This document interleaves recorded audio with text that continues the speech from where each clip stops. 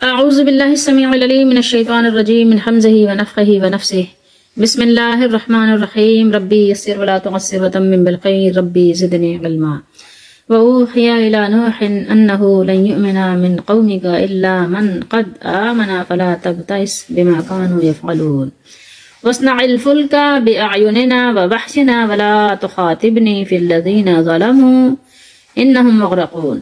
دو آیات مبارکہ ہیں، سورہ ہود کی 12واں سپارہ ہے، آیت نمبر 36-37 ہے۔ اور نوح کی طرف وحی کی گئی کہ تیری قوم میں سے کوئی ہرگز ایمان نہیں لائے گا سوائے اس کے جو پہلے ایمان لا چکا، سو چنانچہ وہ جو کچھ کر رہے ہیں تم اس پر غم نہ کھاؤ، تم اس پر غمگین نہ ہو، اور تم ہماری آنکھوں کے سامنے اور ہماری وحی کے مطابق ایک کشتی بناؤ، اور مجھ سے ان لوگوں کے متعلق بات مت کرنا جنہوں نے ظلم سے مراد کفر کیا یا شرک کیا، بے شک وہ غرق کیے جانے والے ہیں۔ مغرقون، وہ غرق کر دیے جائیں گے، وہ ڈبو دیے جائیں گے۔ اللہ تعالیٰ نے یہاں پر خبر دی ہے کہ حضرت نوح علیہ السلام کی طرف وحی کی، جبکہ قوم نوح کے لوگوں نے، جب قوم نے عذاب الہی کو جلدی مانگا، جلدی آنے کا مطالبہ کیا، تو حضرت نوح علیہ السلام نے ان کے لیے کیا کیا؟ پھر اللہ تعالیٰ سے ظاہر ہے اپنے لیے مدد مانگی اور قوم کے لیے بد دعا کی، جس کا ذکر اللہ تعالیٰ نے فرمایا ہے، رب لا تذر علی الارض من الکافرین دیارا، سورہ نوح میں ہے، آیت نمبر 26 میں پڑھیے گا، میرے رب کسی کافر کو روئے زمین پر بستہ نہ رہنے دیجیے۔ اللہ تعالیٰ کی طرف سے وحی آ گئی نا کہ اب یہ ایمان نہیں لائیں گے، اب ایمان نہیں لائیں گے، تو پھر اب ظاہر ہے ایک زمانے تک سمجھانے کے بعد نوح علیہ السلام نے پھر دعا کی، اور پھر دعا یہ بھی کی، فَدَعَا رَبَّهُ أَنِّي مَغْلُوبٌ فَانتَصِرْ، سورہ قمر میں پڑھیے آیت نمبر 10 میں۔ تو انہوں نے اپنے اے میرے رب، دعا کیا تھی کہ اے میرے رب میں تو ظاہر مغلوب ہوں، اپنے رب سے دعا کی کہ میں ان کے مقابلے میں کمزور ہوں، تو آپ ان سے بدلہ لے لیجئے، ہاں میں مغلوب ہوں، فانتصر، آپ ان سے بدلہ لے لیجئے۔ اس وقت اللہ تعالیٰ نے بھی آپ کی طرف یہ وحی کی، انہو لن یؤمن من قومک الا من قد آمن، کہ تمہاری قوم میں سے جو لوگ پہلے ایمان لا چکے ہیں، جو ایمان والے ہو چکے ہیں، ان کے سوا اور کوئی ہرگز ایمان نہیں لائے گا، لہٰذا ان کے بارے میں غم نہ کھائیں اور نہ ان کی کوئی فکر کریں، ٹھیک ہے، نہ ان کی فکر کرنے کی ضرورت ہے، نہ ان کے بارے میں غمگین ہونے کی ضرورت ہے۔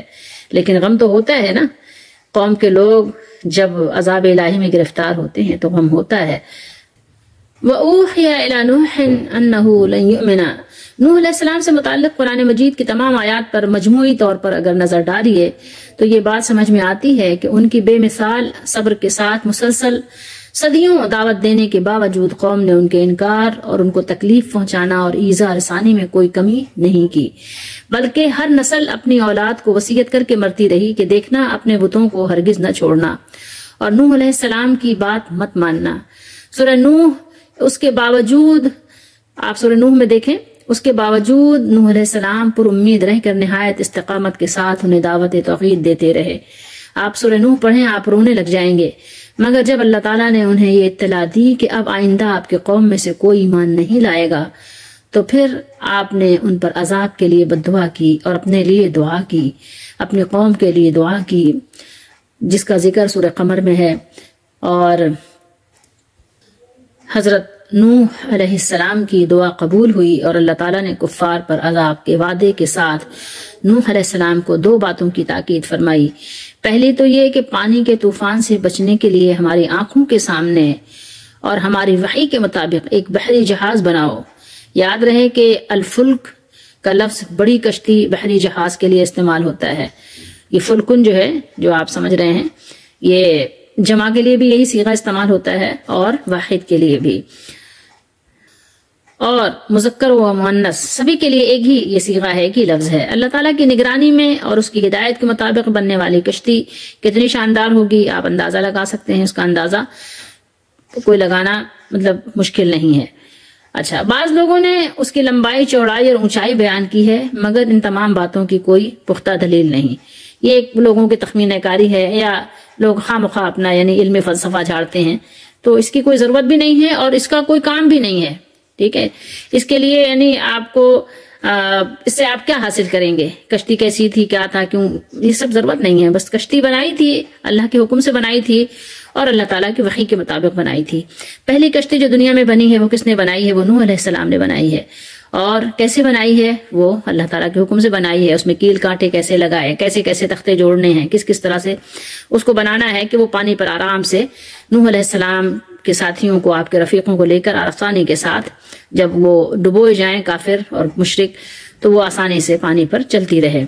تو لازمی بات ہے کہ کوئی چھوٹی موٹی ایسی معمولی سی کشتی تو جو ہے پانی کا اتنا بوجھ نہیں برداشت کر سکے گی۔ تو اللہ تعالیٰ نے وحی فرمائی کہ اس کو ایسے بنائیے، اس کو ایسے بنائیے، اس کو ایسے بنائیے، یہاں پر کیل لگائیے، یہاں پر کانٹے لگائیے، یہاں پر اس کو تختے لگائیے۔ تو بہرحال تو اس کے مطابق نوح علیہ السلام نے وہ کشتی بنائی جس کو بڑا جہاز بھی آپ کہہ سکتے ہیں۔ اور آپ تصور بھی کر سکتے ہیں کہ اس وقت تو ظاہر ہے یہ سائنس اور ٹیکنالوجی کا اتنا تو دور نہیں تھا کہ وہ چلے گی کیسے، اس کا انجن کیا ہوگا۔ اندازہ لگائیے کہ اتنا بڑا طوفان ہے، اتنا بڑا سائیکلون، اور پانی زمین سے بھی نکل رہا ہے، ابل رہی ہے، پانی سے زمین ابل رہی ہے اور آسمان سے بھی برس رہا ہے۔ تو آپ تصور کیجئے کہ اللہ تعالیٰ کی شان کتنی بلند و بالا ہے۔ تو پہلی کشتی جو دنیا میں بنی ہے وہ نوح علیہ السلام نے بنائی ہے، اس سے پہلے کوئی کشتی وغیرہ کا یعنی تصور نہیں تھا، رہا ہوگا لیکن چھوٹا موٹا ایسے ہی جیسے دریا وغیرہ کراس کر لیتے ہیں۔ بہرحال پہلی بات اللہ تعالیٰ نے نوح علیہ السلام سے فرمائی کہ کشتی بنائیے، ٹھیک ہے، ہماری وحی کے مطابق۔ اور دوسری بات کیا فرمائی کہ یہ جب عذاب آئے گا تو عذاب آنے پر جو لوگ ظلم کرنے والے ہیں، جو مشرک ہیں، ان کے بارے میں مجھ سے کوئی سفارش مت کیجیے گا کہ ہاں کسی کو بچا لیں، کسی کو چھوڑ دیں۔ تو یہ بات ہے۔ دوسری بات اللہ تعالیٰ نے فرمائی کہ نوح علیہ السلام نے فرما دیا تھا، دعا کی تھی کہ اللہ تعالیٰ کسی کافر کو زمین پر مت چھوڑیے گا۔ تو اللہ نے فرمایا کہ پھر اب کسی کافر کے متعلق مجھ سے یہ مت کہیے گا، ٹھیک ہے، اور مجھ سے ان لوگوں کے متعلق بات مت کرنا جنہوں نے ظلم کیا، بے شک وہ غرق کیے جانے والے ہیں۔ یہ دو باتیں ہیں جو اللہ تعالیٰ نے نوح علیہ السلام سے فرمائی، کیونکہ اللہ تعالیٰ کے دربار میں بات بدلتی نہیں ہے اور اللہ تعالیٰ نے ان کے غرق کیے جانے کا فیصلہ کر لیا، فیصلہ ہو چکا۔ بِأَعْيُنِنَا یعنی ہماری آنکھوں کے سامنے، ہمارے وحینا اور ہمارے حکم سے، یعنی جس طرح ہم نے آپ کو کشتی بنانا سکھا دیا۔ اب یہ یہاں پر بات ہے کہ آپ کو سمجھ آنی چاہیے کہ اللہ تعالیٰ کی آنکھوں سے مراد اللہ تعالیٰ کی شان کے مطابق ہے، ٹھیک ہے، جیسے کہ اللہ کی شان ہے تو اللہ تعالیٰ نے اپنے لیے آنکھوں کا لفظ استعمال فرمایا ہے، اور اللہ تعالیٰ کی صفات میں سے اس کی آنکھیں بھی ہیں، بے شک وہ اللہ دیکھتا ہے، بصیر ہے، ٹھیک ہے، لیکن اس کی شان کے مطابق ہے۔ دوسری جگہ موسیٰ علیہ السلام کے متعلق فرمایا وَلِتُصْنَعَ عَلَىٰ عَيْنِي، یعنی اور یا تاکہ آپ کی پرورش میری آنکھوں کے سامنے کی جائے۔ بعض لوگوں نے اللہ تعالیٰ کے لیے آنکھیں ہونے سے انکار کر دیا، ان کے خیال میں اللہ تعالیٰ کی آنکھیں ماننے سے مخلوق کے ساتھ تشبیہ لازم آتی ہے، یعنی وہ ہمارے جیسے نعوذ باللہ بن جاتا ہے، اور کیونکہ ہماری بھی آنکھیں ہیں جبکہ اللہ تعالیٰ کی مثل کوئی چیز نہیں، تو ان حضرات نے اسی بہانے سے اللہ تعالیٰ کی بے شمار صفات کا انکار کر دیا اور کئی ایک کی تعویل کر دی۔ مثلا اللہ تعالیٰ کے چہرے قرآن میں بیان ہوا ہے نا، ہاتھ، پنڈلی، کان اور آنکھ کا، تو اس کے اترنے، چڑھنے، سننے، بولنے، دیکھنے، خوش ہونے اور ناراض ہونے کا انکار کر دیا، یا اپنے پاس سے کوئی اور مطلب بیان کر دیا، یا کہا کہ ہمیں معلوم ہی نہیں اس کا معنی کیا ہے۔ ان بیچاروں نے غور نہیں کیا کہ جب آپ قرآن مجید میں اللہ تعالیٰ کے لیے عین کا لفظ بول رہے ہیں، عین کا مطلب کیا ہوتا ہے؟ آنکھ، اردو میں آپ آنکھ کہنے سے آپ کو کیا پریشانی ہے؟ قرآن میں آپ پڑھ رہے ہیں اور قرآن کے باہر آپ کو یہ بات کیوں پریشان کر رہی ہے؟ بعض حضرات نے اس کا ترجمہ کیا کیا پتہ ہے؟ ہماری نگرانی میں کشتی بنا۔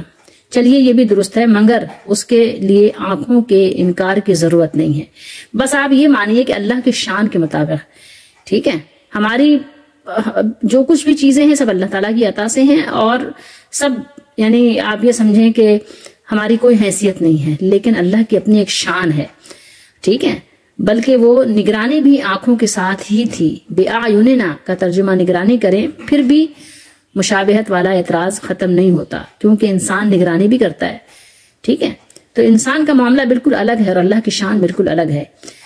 آپ مشابہت کے چکر میں نہ پڑیں، جو قرآن نے بیان کیا اس پر ایمان رکھیں اور یہیں پر بس ہو جائیں، خاموش ہو جائیں۔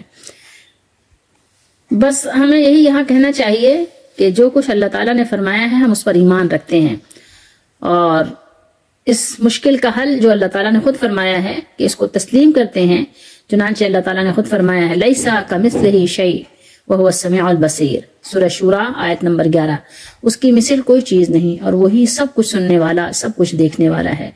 اس کی مثل کوئی چیز نہیں کہ باوجود وہ سنتا بھی ہے، دیکھتا بھی ہے، اور آپ اس کو سمیع اور بصیر بھی مانتے ہیں، سماع اور بصر رکھنے والا بھی ہے، مگر اس کا سننا، دیکھنا، جو کچھ بھی ہے جیسے کہ حدیث میں آتا ہے ہنسنا، غصہ ہونا، اترنا آسمان دنیا پر، نزول جلال فرمانا، چڑھنا، بولنا، اس کے کان، آنکھیں اور پنڈلی سب کچھ ہونے کے باوجود کوئی چیز مخلوق جیسی نہیں۔ اگر ہم اس حد تک چلے جائیں کہ مخلوق پر بولا جانے والا کوئی لفظ اللہ تعالیٰ پر بولا ہی نہیں جا سکتا، تو پھر ہم اپنے اللہ تعالیٰ ہی کو گم کر بیٹھیں گے۔ کس کو کہیں گے کہ وہ ہمارا مالک ہے اللہ ہے؟ کیونکہ ہم زندہ ہیں، موجود ہیں، علم رکھتے ہیں۔ اب اللہ تعالیٰ کے حق میں اس کا انکار کر کے دیکھو تو نتیجہ یہ نکلے گا کہ اللہ تعالیٰ نعوذ باللہ موجود ہی نہیں، ٹھیک ہے؟ تو ایسے گندے عقیدے سے اللہ کی پناہ چاہیے، اللہ ہمیں اپنی پناہ میں رکھے۔ یقیناً ہماری زندگی بھی ہے، عارضی ہے صحیح، لیکن ہے تو موجود ہیں، عارضی صحیح ہیں تو، اور اللہ تعالیٰ بھی زندہ اور موجود ہے، مگر ہماری زندگی اور وجود اللہ تعالیٰ کی زندگی اور وجود سے کوئی مشابہت نہیں رکھتی۔ اس کی زندگی اور وجود اور اس کی شان کے لائق ہے، جو ازلی ہے، ابدی ہے، لامحدود، وہ کسی کا محتاج نہیں، اور ہمارا وجود اور زندگی فانی، محدود، اللہ کے محتاج ہیں۔ بہرحال یہ لوگ عجیب باتیں کرتے ہیں، کبھی کہتے ہیں کہ اللہ تعالیٰ نہ اوپر ہے، نہ نیچے ہے، نہ عرش پر ہے، نہ آسمان دنیا پر اترتا ہے، اور نہ قیامت کے دن آئے گا، تو پھر وہ کہاں ہے؟ کچھ لوگ کہتے ہیں اللہ لامکاں ہے۔ اب لامکاں کیا ہے؟ لامکاں کا مطلب ہے جو کوئی جگہ ہی نہیں ہے۔ لامکاں یعنی جس کو کوئی جگہ آپ نہ کہیں، کہ جس کو بھی آپ کوئی جگہ کہیں گے تو وہ تو کوئی نہ کوئی تو اس کو نام دیں گے، چاہے اس کو خلا نام دیں، چاہے اس کو فضا نام دیں، چاہے جو بھی نام دیں۔ کہتے ہیں یہ پوچھنا ہی منع ہے، وہ نہ مکان میں ہے نہ لا مکان میں۔ پھر کبھی کہتے ہیں وہ ہر جگہ ہے، کبھی کہتے ہیں کہیں بھی نہیں۔ اللہ کے بندو، جو کچھ تعارف اللہ تعالیٰ نے اپنا خود کروایا ہے وہ ہر صورت مانو، مگر یہ کہو کہ اس کی آنکھیں، کان، چہرہ، اترنا اور چڑھنا وغیرہ سب کچھ ہے، مگر مخلوق میں سے کسی کی طرح نہیں، بلکہ وہ اسی طرح ہے جیسے اس کی شان کے لائق ہے۔ دراصل یہ لوگ اللہ کی صفات پر ایمان لانے سے اس لیے محروم ہوئے کہ انہوں نے اس کے چہرے، آنکھوں، ہاتھوں اور سننے اور دیکھنے وغیرہ کو اپنے جیسا سمجھا، اس لیے انکار کر دیا۔ اگر وہ اس حقیقت کو سمجھ لیتے اور اس پر ایمان رکھتے کہ اللہ تعالیٰ نے اپنے متعلق جو الفاظ استعمال فرمائے ہیں سب حق ہیں، مگر مخلوق میں سے کسی کے مشابہ نہیں، تو وہ ایمان سے ہاتھ نہ دھوتے۔ بہرحال اچھا، ایک چیز اور بھی ہے جو حدیث شریف سے ہمیں پتہ چلتی ہے کہ کبھی تو یہ کہہ دیتے ہیں اپنے بزرگوں کو کہ اللہ تعالیٰ نے جیسے فرمایا نا کہ میں اس کا ہاتھ بن جاتا ہوں اور اس کا پاؤں بن جاتا ہوں، اس کی آنکھ بن جاتا ہوں، تو کبھی تو یہ کہتے ہیں کہ نعوذ باللہ پھر یہ وہ اللہ بن جاتا ہے، کیوں کہتے ہیں کہ بندے کا ہاتھ محدود، اللہ کا لا محدود، تو پھر یہ اس طرح کی باتیں بھی کرتے ہیں۔ بہرحال یہ ساری چیزیں کیا ہیں؟ یہ گمراہی پر مبنی باتیں ہیں۔ ہمیں چاہیے کہ ہم جو کچھ اللہ نے فرمایا اس پر ایمان رکھیں اور اس پر جرا بحث نہ کریں۔ پھر یہاں فرمایا وَلَا تُخَاطِبْنِي فِي الَّذِينَ ظَلَمُوا۔ اب یہاں پر الَّذِينَ ظَلَمُوا سے مراد مشرک ہیں، کیونکہ شرک سے بڑی ناانصافی کوئی نہیں۔ نوح علیہ السلام کی بیوی اور ایک بیٹا بھی اسی میں مبتلا تھے۔ اللہ تعالیٰ نے پہلے ہی ان کے حق میں کسی بھی قسم کی بات کرنے سے منع فرما دیا، کیونکہ مشرک کی نجات کی کوئی صورت نہیں ہے اگر وہ توبہ نہ کریں تو۔ اگر وہ زندگی میں توبہ کر لیں تو لازمی بات ہے کہ وہ بھی پھر ایمان والے ہو جائیں گے۔ بہرحال اللہ تعالیٰ کو تو سب کچھ معلوم ہے، پہلے ہی سے معلوم ہے۔ کسی معلوم کے لیے یعنی علم کے لیے اللہ تعالیٰ کو کسی وقت کی تو ضرورت نہیں ہے، تو اللہ تعالیٰ کو سب کچھ معلوم ہے، اس کا علم ازلی ہے، ہمیشہ سے ہے۔ تو اللہ کے علم میں یہ بات علم الہی میں معلوم، یعنی علم تھا، اللہ کو پتا ہے کہ یہ کیا کریں گے اور ان کے ساتھ کیا ہوگا۔ تو علم الہی میں انہیں ایک عظیم سیلاب سے ہلاک کرنا مقدر ہو چکا تھا، کہ اللہ کے علم میں یہ بات تھی کہ یہ تبدیل نہیں ہوں گے، یہ ایمان نہیں لائیں گے، یہ اللہ کے نبی کو نہیں مانیں گے۔ تو اس لیے پہلے ہی اپنے نبی علیہ السلام نوح علیہ السلام کو کشتی بنانے کا حکم دیا، تاکہ اس دن وہ اسے استعمال کر سکیں، کہ جس دن لوگ ڈبوئے جائیں گے، جس دن لوگ سیلاب میں گھر جائیں گے، ہر طرف سے ان کے لیے پانی ہی پانی ہوگا، تو اس دن اللہ تعالیٰ کے بتائے سے جو بنائی ہوئی کشتی ہے نوح علیہ السلام اور آپ کے ساتھیوں کے لیے وہ نجات کا باعث بنے۔ تو کشتی تو بنائیں گے نوح علیہ السلام، لیکن کشتی بنوانے والا کون ہے؟ وہ اللہ ہے۔ اور وہ بنے گی کیسے؟ وہ اللہ کے حکم سے، جیسے اللہ تعالیٰ نے اس کے لیے یعنی ایک ترکیب اللہ نے رکھی ہے، اسی انداز سے بنے گی۔ پانی پہ چلے گی کیسے؟ وہ بھی اللہ کے حکم سے چلے گی۔ اللہ تعالیٰ اپنے مقبول بندوں کے اعمال کی یوں ہی خصوصی حفاظت اور نگرانی فرماتے ہیں، اور لمحہ بلمحہ رہنمائی بھی فرماتے ہیں۔ اور مجرموں کے غرق کیے جانے کا حتمی فیصلہ ہو چکا، اب اس میں کسی رد و بدل کی کوئی گنجائش نہیں، اس لیے آپ کسی مغضوب کے لیے سفارش نہیں کیجیے گا۔ اب سفارش کا بھی وقت ختم ہو گیا، کیونکہ انہوں نے بس اپنا معاملہ اب یہ کر لیا، انہوں نے اپنے آپ پر انہوں نے عذاب کو خود واجب کر لیا، اور عذاب مانگنے میں بہت جلدی کی انہوں نے۔ ایمان لانے میں تو بہت دیر لگائی، ماننے میں تو بہت انہوں نے تاخیر کی، اتنی تاخیر کی کہ ان کے لیے ڈبوئے جانے کا وقت آ گیا۔ تو بہرحال اللہ تعالی ہم سب کو توفیق دے کہ ہم اپنی زندگی میں ہر وقت ہر روز ڈیلی بیسس پہ توبہ کریں، توبہ کا اہتمام کریں، دعا کریں کہ اللہ تعالی ہم سب کی حفاظت فرمائے، ہمیں اپنے عذاب سے بچائے، کیونکہ اللہ کا عذاب بہت سخت چیز ہے۔ دنیا میں بھی انسان اللہ کا عذاب نہیں برداشت کر سکتا، اسی لیے حکم دیا گیا ہمیں کہ ہم اللہ سے حسنہ مانگیں، دنیا کی بھی بھلائی مانگیں اور آخرت کی بھی بھلائی مانگیں۔ تو بہرحال یہاں پر بات یہ آپ دیکھ رہے ہیں کہ اللہ تعالیٰ نے کب سے سلسلہ کلام نوح علیہ السلام کا جاری فرمایا ہوا ہے، بیان فرما رہے ہیں اللہ تعالیٰ قرآن میں۔ آپ قرآن پڑھ کے دیکھیں، آپ کو اندازہ ہوگا۔ اور آج بھی اگر آپ لوگوں سے بالمشافہ ملاقات کریں تو آپ کو اندازہ ہوگا کہ لوگوں کی ذہنیت کیسی ہے۔ جیسے کہ نوح علیہ السلام کے زمانے کے لوگوں کی ذہنیت تھی، آج بھی کچھ مختلف نہیں ہے لوگوں کی، کہ جن کے پاس مال آ گیا، پیسہ آ گیا، بس ان کا دین، ان کا مذہب، ان کا سب کچھ ان کا پیسہ ہے، تو پیسے کے لیے کچھ بھی کر دیتے ہیں اور کچھ بھی کر سکتے ہیں۔ لوگوں کے گلے بھی کاٹ دیتے ہیں، گردنیں بھی مار دیتے ہیں، لوگوں کا مال ہڑپ کرنے کے لیے کچھ بھی کر سکتے ہیں وہ، کیونکہ ان کے لیے سب کچھ کیا ہے؟ صرف پیسہ ہے۔ اللہ تعالیٰ ہم سب کو سمجھنے کی توفیق دے۔ جب پیسہ آ جاتا ہے، مال آ جاتا ہے، تو آپے سے باہر ہو جاتے ہیں، سمجھتے ہیں سب کچھ ہماری قدرت میں، ہمارے اختیار میں، ہمارے دسترس میں ہے، حالانکہ ایسا کچھ نہیں ہوتا۔ بہت بڑے بڑے مالدار لوگ، بہت سارا پیسہ رکھے ہوئے، نامی گرامی، لیکن کیا ہوتا ہے؟ ایک بیماری آتی ہے، نہیں بچا پاتے۔ بڑے بڑے ہاسپٹل، بڑے بڑے ملک، نامی گرامی ڈاکٹرز ان کو نہیں بچا پاتے، نہ ان کا مال ان کو بچا پاتا ہے، نہ ان کے پیاروں کو بچا پاتا ہے۔ یہ تو اللہ کی شان ہے۔ اللہ کے بندوں کو چاہیے کہ ہمیشہ جھک کر رہیں اور قرآن کو پڑھیں، سمجھیں، اور بھی کتابیں پڑھیں، لیکن صرف اس لیے پڑھیں کہ تاکہ ہمیں ہدایت مل جائے، اور ہدایت جہاں بھی ان کو سمجھ آئے کہ ہاں یہ ہدایت کی بات ہے تو اس کو قبول کر لیں۔ قرآن ایک ایسی کتاب ہے جس سے پتہ چلتا ہے کہ واقعی یہ حق تعالیٰ کی طرف سے ہی ہے، کسی انسان کا کلام نہیں ہے۔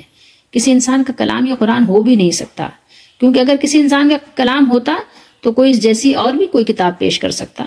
تو بہرحال ہمارے لیے یہاں پہ دعا کرنے کا وقت ہے کہ ہم دعا کریں، اور ہم ان نابکاروں اور خطا کاروں کے راستے پہ نہ چلیں، بلکہ ہم اللہ کے فرما برداروں کے راستے پر چلیں، جنہوں نے فرما برداری کی، ہر صورت میں فرما برداری کی، ہر حال میں فرما برداری کی، ہر وقت فرما برداری کی۔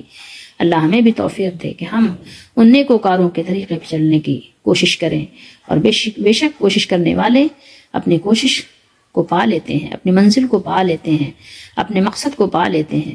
اللہ تعالیٰ توفیق دے۔ وما توفیقی الا باللہ۔